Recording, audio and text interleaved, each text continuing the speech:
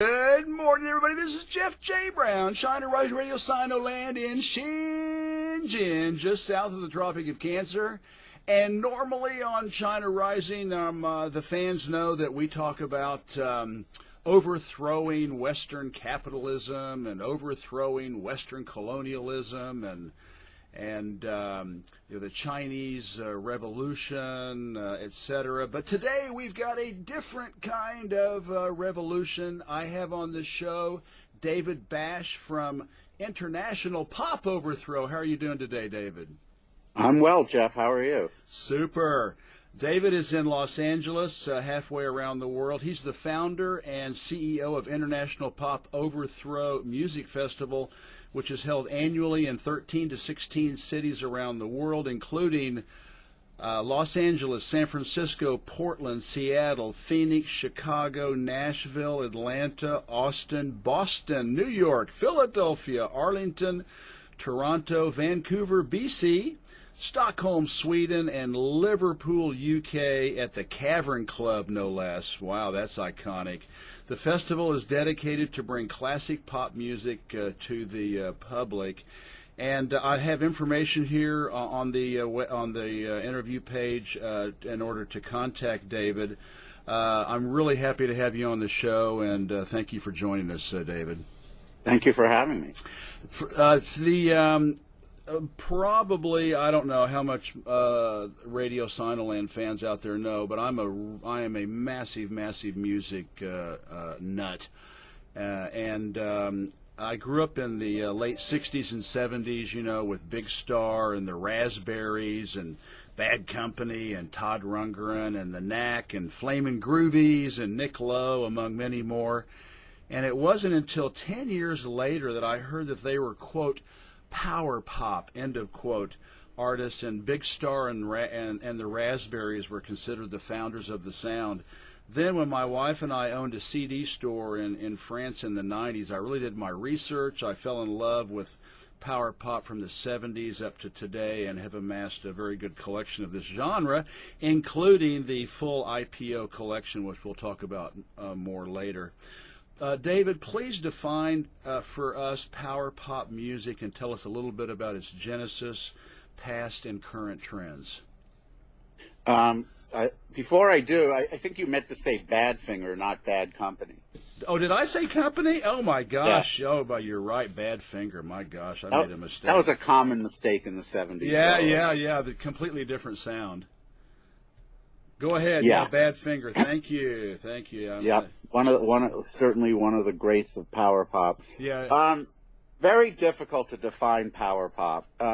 It should be a lot easier than it is, but it's not for various reasons. But the genesis of power pop, I suppose, different people have varying opinions, but Pete Townsend of The Who coined the term when somebody had asked how he would describe his music. This was early in their career when My Generation and The Kids Are All Right and Substitute and all that stuff was happening, and he said, call it power pop, and I think that was a pretty apt description. It's got prominent guitars, but also some very strong hooks, catchy choruses, harmonies, that sort of thing. So if you think about the early Who, if you think about the Raspberries and Go All the Way, or Badfinger and No Matter What, or Big Star, and Big Star with September Girls and so many other songs, if you think about that kind of sound, that's really what power pop is about.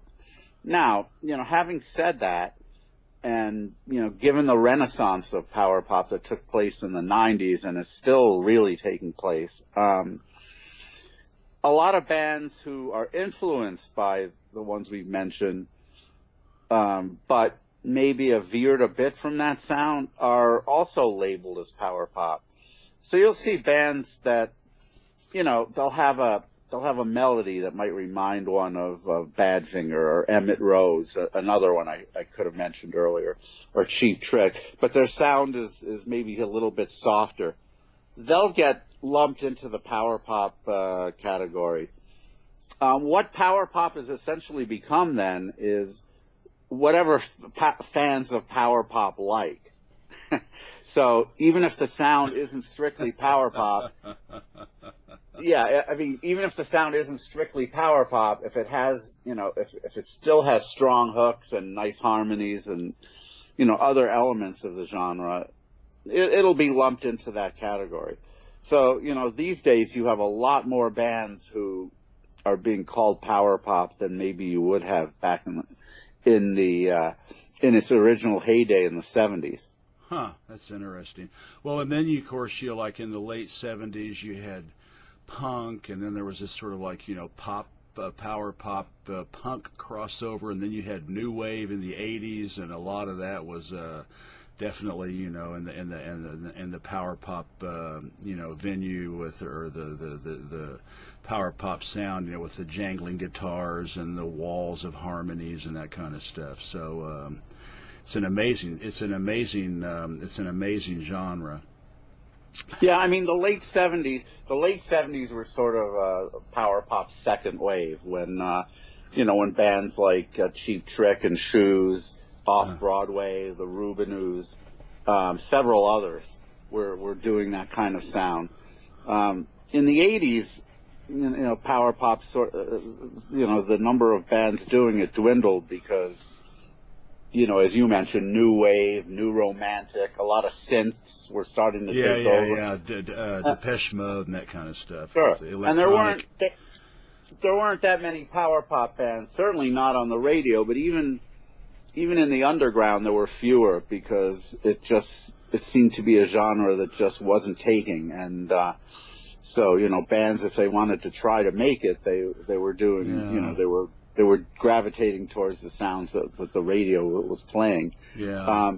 And there were exceptions. I mean, obviously you had the Smithereens, and there are, a lot of other bands in the 80s like that, but not nearly what you had in the 70s. And then the early 90s, you had a lot of that. The Britpop movement. The came Britpop out, sound. Yeah. That was predominantly played on the radio, but in the mid '90s, the Renaissance came. Part of that, I think, was sort of a chicken egg thing, but it worked that way. Part of it was due to people like Jordan Oakes and his magazine Yellow Pills. Oh yeah, which I'm sure you've read. But he started writing about this stuff, and there weren't too many other people writing about it. I mean, John Borak had been doing a column in Goldmine occasionally, reviewing records, but Jordan was the first one to have a magazine strictly devoted to power pop. Yeah. And I think that really, he would review the few power pop records that were coming out, but I think that spurred on a lot of bands to once they realized that there were others doing that kind of stuff, it spurred them on to start doing it too. Yeah. And then that spurred on other magazines like Oddities, Pop Sided, Amplifier, a few others. That's when I started writing back in the mid '90s. I started writing for those magazines and a couple others, but you really started getting a lot more power pop bands happening at that time because I think they realized there was an audience out there. Yeah, absolutely. Well, please tell us how you got involved in creating International Pop Overthrow. I know I understand it was inspired by the wonderful group Material Issue. They even had a song called International Pop Overthrow. Was IPO, was it like a lifelong dream, or was it kind of sort of just happened, or was it blind luck and it fell into your lap? I mean, how did you get where you are today? Well, it may have been a lifelong dream in the back of my mind. I remember one time when I was think I was around 18, 19. I was telling my dad, one day I'm going to do something in music that's, I may have used the term back then, going to make me famous, because I didn't, the idea of being an indie, being an indie mogul, for lack of a better term, that I hadn't really conceived of that at the time, because, the stuff I was listening to was on the radio then. But I think I always had an inkling that I was going to do something music related. I mean, I knew I wouldn't be a musician, but I loved music and just figured there was going to be something in my future. So maybe it was always in the back of my mind. But when it actually became a concept, I'd been involved tangentially in a music festival in Los Angeles called Poptopia, and I have that collection. I have that collection. I have the Poptopia collection, the 3 CD collection. Oh, the one on Rhino. That was actually not. The festival had nothing directly to do with that. Anyway, but when it's a great 3 CD collection. 3D collection, yeah. The festival itself did actually release a few CDs for the event, but the Rhino ones. They had to, as I understand it, they had to license the name from the organizer, because they really wanted to use the name Poptopia, which is a great name. Yeah. And it was a really good festival. My role in it was to try and funnel over bands from outside of the L.A. area, because the guy who ran the festival was, he had his finger on the pulse of L.A. power pop, but as far as stuff outside of LA, not so much. So I started to refer bands over to him, and he accepted some of them, but he really didn't have a whole lot of room for most of them. He wanted it to be more of an LA centric festival. So the bands would they start commiserating with me that they didn't get in and how bummed they were, and. So I can just one hear day it. in December of 1997, I was having lunch with an attorney friend named Ben McLean. We were talking about Poptopia, and something just went off in my head. And I said, I think I should do my own music festival, but instead of making it completely LA-centric, let's have bands from all over the U.S. and all over the world. Many of them have told me they'd love to play in Los Angeles. So Ben said, yeah, you should do that. And that was really all I needed to be spurred on. And cool. So I put it together, and there were a lot of people encouraging me. There were also a few that said it's not going to work with bands from outside of LA, that people aren't going to come to see them. But this was a different time. Back in the late 90s, DVDs were barely coming out. The internet was in its infancy, really. A lot of bands didn't even have websites, and if they did, they didn't have music on them. There wasn't the bandwidth at the time. So people were still going out. And so when we did the first IPO in LA, in August of 98, we had 110 bands, and at least half of them were from outside of LA.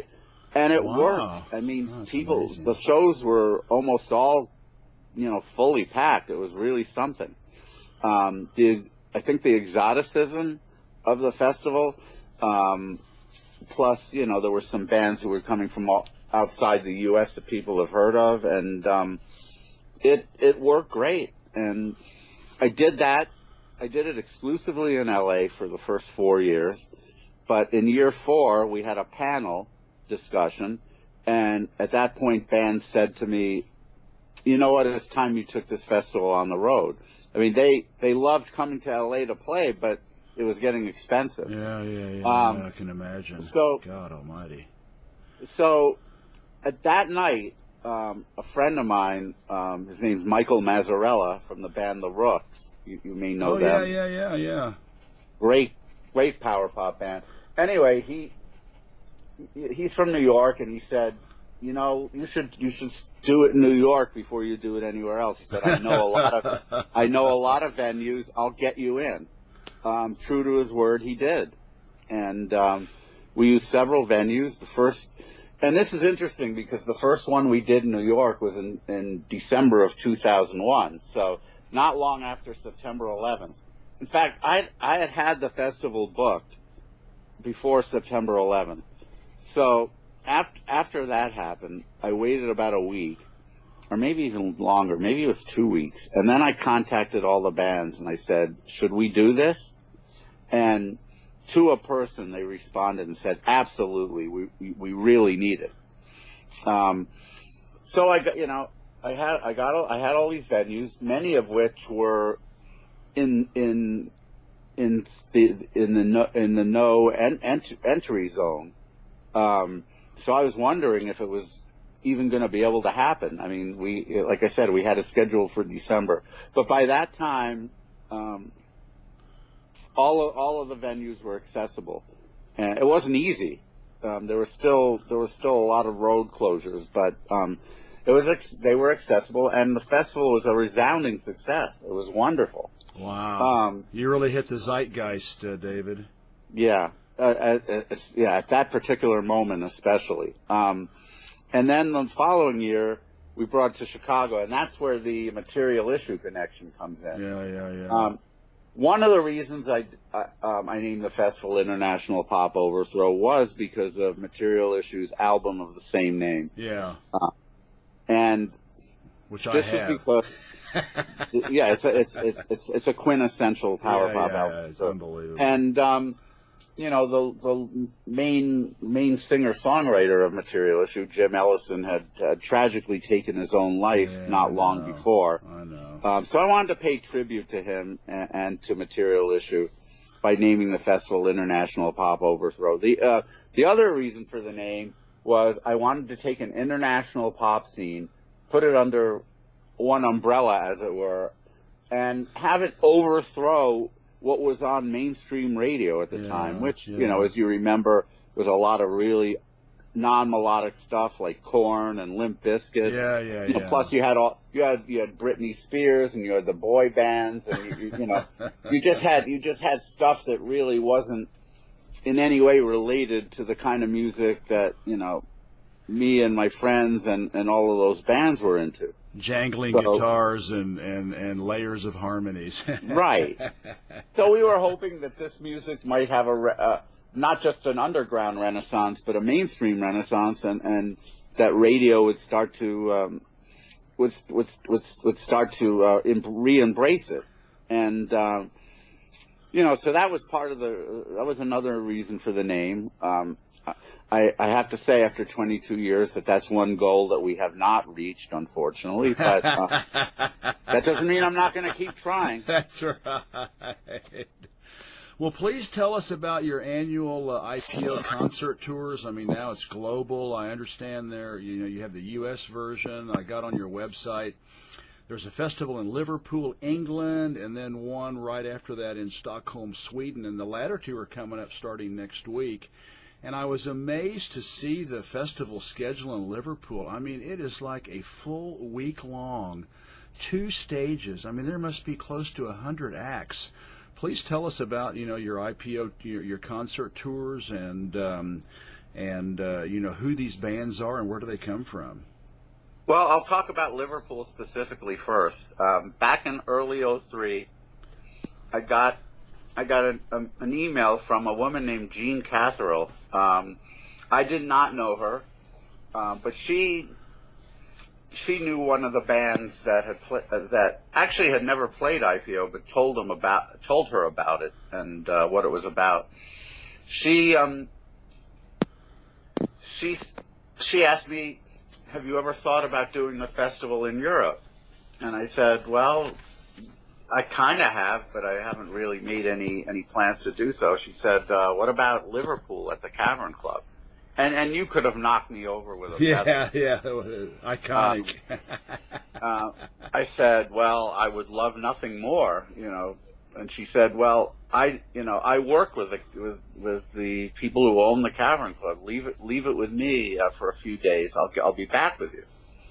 And sure enough, a couple of days later, she contacted me again and said they're going to do it. They want to do it. So it was like, wow, this is surreal, So we put, I put together an IPO Liverpool. This time, at that point, it was in October. We had 90 bands. Wow, 90 bands. It was. Well, let me tell you what's happened since then. I mean, it was very successful. In 2005, we decided to move it to May, and have every band play twice and use a few more stages. And that's what we've been doing since then. So this will be our 17th year at the Cavern. And, wow. And we've had as many as 180 bands play it. We now have about 130 something. I saw there was at least 100. Yeah, it's 8 days, and each band plays twice, and the Cavern Club has 2 stages. Well, the Beatles stage, which is a stage that looks exactly like the original. Like it did in the old grainy videos. It's amazing how much it looks like it. Then they have another stage in the back, which is more of a pro stage, but it's also cool. And then there's the Cavern Pub across the street, which is a much smaller room, but the people are right on top of you, so it's a really cool experience to play there. So we use all 3, and we get bands from all over the world. I think this year we have bands representing 16 different countries. Wow. It's the Cavern Club.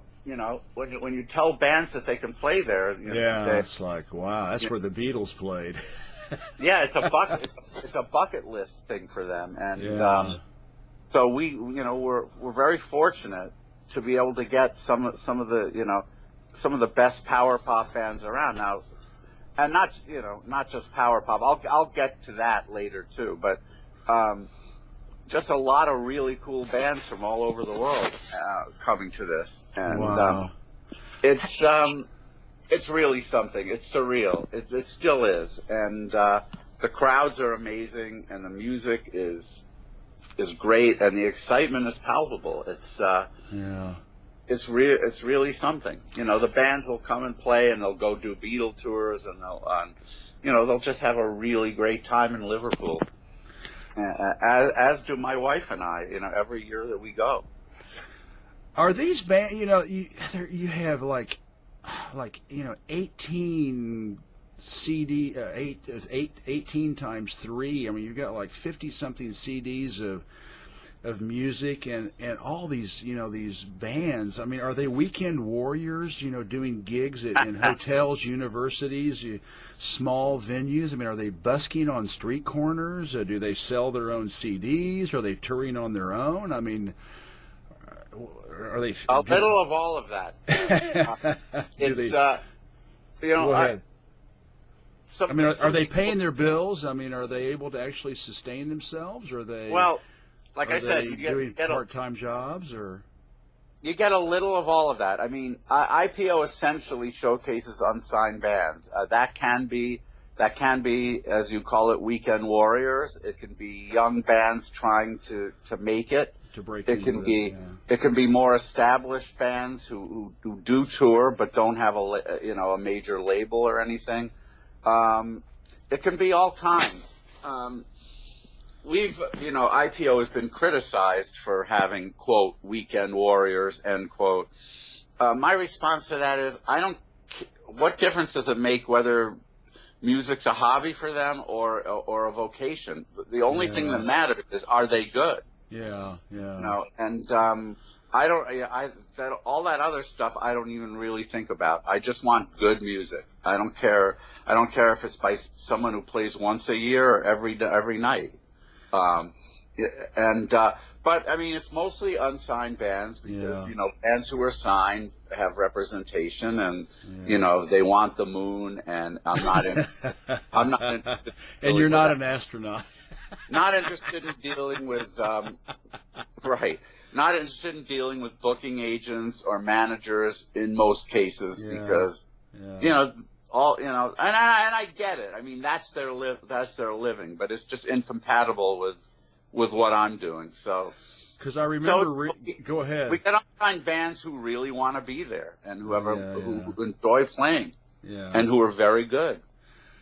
Well, I remember reading an article, a long time ago about Lucinda Williams, and she was putting out these incredible, like early CDs, being produced, by the likes of Don Dixon. And to help pay the bills, in this interview they did with her, she was working as a sales lady in Austin, Texas, at a CD store. And I'm thinking, here's this wonderful artist, and she's still having to work at a CD shop to sell CDs to pay the bills. So I guess it's the old adage that for every $1 million name, be it acting, music, artists or authors, there's 10,000, sweeping the floors, driving taxis, and waiting tables. You think there's some truth to that? Yeah, there's a lot of truth to it. I mean, these musicians love what they do. They love writing songs. They love playing them. They love recording records. If they were to have a corporate job, that would prohibit them from doing it, because you can't just take off whenever you decide to tour. You can't just take off from some desk job. So a lot of them work in record stores, partially because they love music, as collectors, as fans. But also because if they do, need to take time off to go on tour or to record an album, they'll be able to get it. The record store owners are usually very sympathetic to their situation, and they want to support it. I know several musicians who at one time may have had a more lucrative, a more in the mainstream kind of career that no longer do, but they're still able to do music because of working in record stores. That's cool. Nothing wrong with that at all. I think it's great. Yeah. Tell us about your amazing, your annual IPO 3 CD commemorative set, for each tour, which I'm now a proud owner of. How do you learn? I mean, it's just mind-boggling, the number of artists. How do you learn about them? I mean, do they come looking for you? Do you announce auditions? Do you see them play their stuff? Do they send you their CDs of their work? How do you find all these people? As always with you, Jeff, a little bit of all of that. Okay. Well, first of all, this is where I have to give a lot of credit to my wonderful wife, Rena Bardfield. She has been just amazing in her support of the festival, and as well as her involvement in it. I mean, she has way more patience than I do. So she will go online. Let's say we're looking for bands to play. I'll just pick out of a hat, IPO Portland. She'll go online, find bands from Portland, listen to them all. And she knows my taste 100%, so I trust her. She'll listen to them all. She'll discard the ones that she doesn't think are right for the festival, and the ones she does think are right, she'll write down notes. She'll write down the links to their music, and then she'll audition them for me. I'll listen to the ones she found, and I'll decide whether or not I want them at the festival. So that's the main way now that we. Okay, Thanks to the internet. Thank God for the internet. And for music sites like first MySpace, then Reverb Nation, Bandcamp, Facebook, and all of those. But that's the main way at this point. Otherwise, bands do send me their music, or they might email me and say, say a few things about themselves, and this is where you can hear our music online. They pitch you. They pitch me, yes. Okay. So I still get that. I mean, early on, I got way more of that because, bands, like I said, bands didn't have music on their websites, so they had to contact you.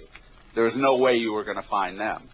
But now, because every band has music up there somewhere, they tend to be a little less proactive. But thankfully, we find them. And cool. And regarding the compilation, we've done one every year of the festival, starting in '98. The first compilation was only one disc.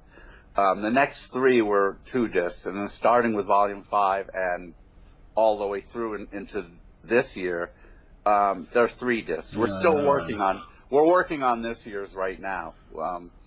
I've gathered about 50 artists so far. But yeah, I mean, most of the bands who are on these compilations are bands who have played the festival in one or more of our cities.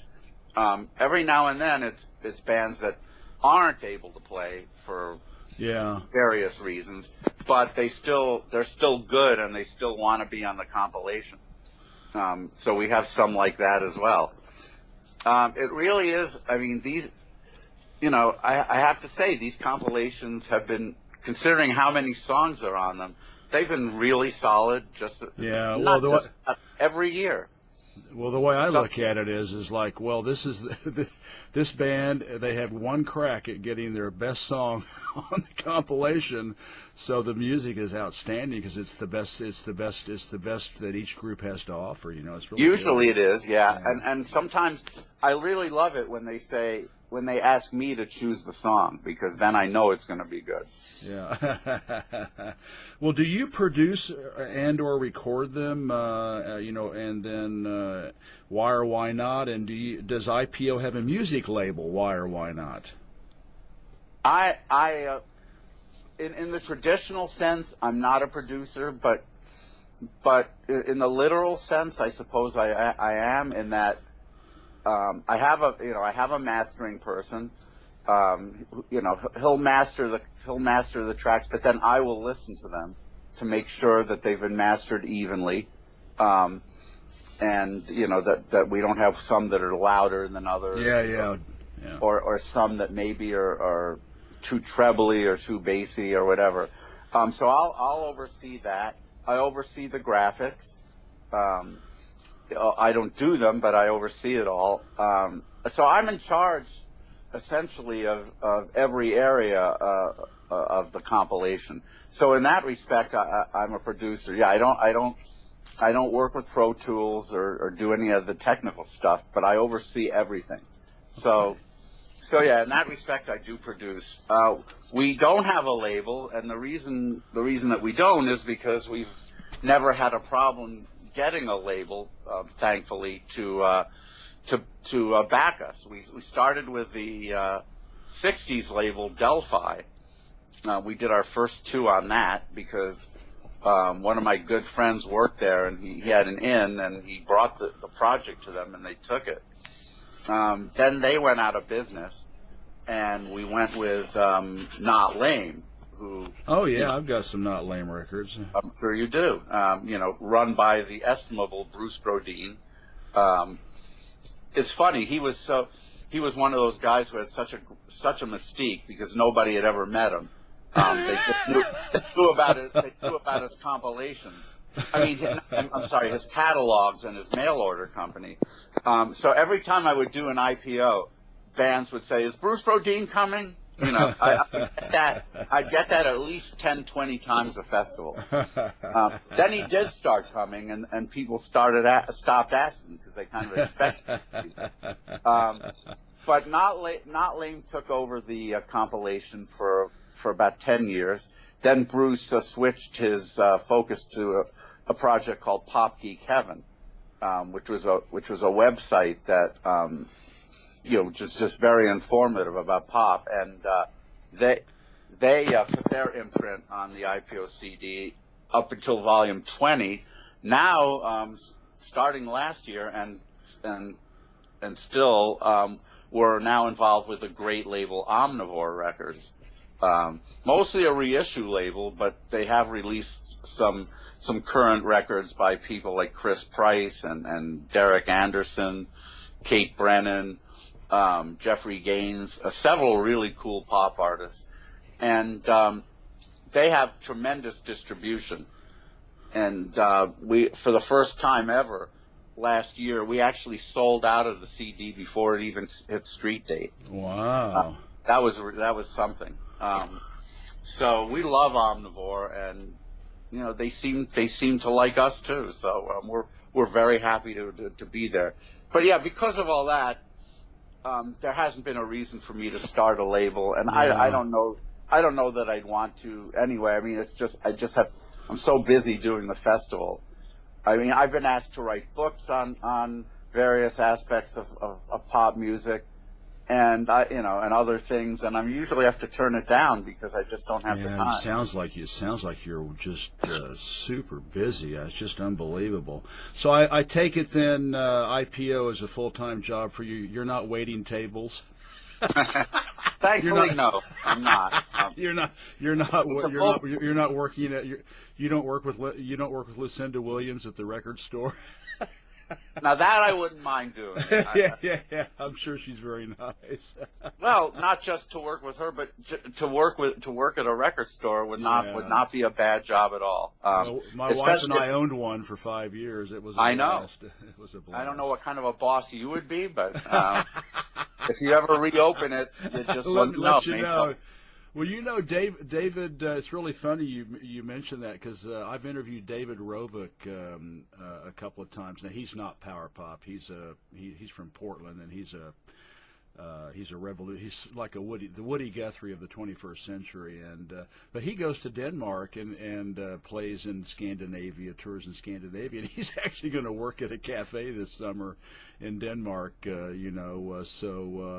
Artists like to find different muses, and as you said, record stores are a great venue to be saturated with all different kinds of music sounds. So you're not going to be like Chrissie Hynde and pick up the guitar at the age of 60. Well, she picked her first guitar up at 25 and went on. Are you going to pick up your guitar at 60 and start playing music? I've thought about it. I certainly have enough friends who can teach me guitar with all the musicians I know, but I don't know. Never say never. Never say never. I've always that's been my motto for a long time. When you see things happen in music like Brian Wilson's touring the Smile album, you know that anything is possible because nobody in the world. If you had asked people in the mid-'90s if that would happen, and everyone would have told you no. You could have made millions of dollars betting on that, because that would have been about as likely in most people's minds as Charles Manson getting out of jail.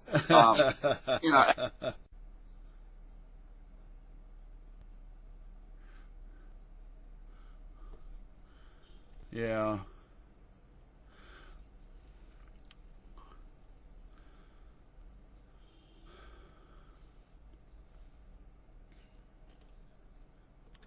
Well, my wife and I are retiring in June, and unfortunately we're going to miss your IPO festival in Liverpool and Stockholm this year, and I'm going to, and then when we fully retire, next year, then hopefully we'll be back in the States. We're kind of Asia bound, and but hopefully we'll be back. I'm half French and half American, so we go back to France a lot. And Liverpool's just a Channel drive or a Channel train and a train up to Liverpool. So I'd like to come to the one next year if we can make it. So. Well, listen, David, this has been a fun show. I've loved having you on. I know the China Rising Radio Soundline fans are going to really enjoy this. And I'll put a couple of songs, power pop songs, at the end of this one to inspire the fans out there, and I'll post your website, and hopefully people can make it to Liverpool and Stockholm. And if they're back in America, they can get on the website and look at your schedule for the United States. So thank you so much for coming on, David. I really appreciate it.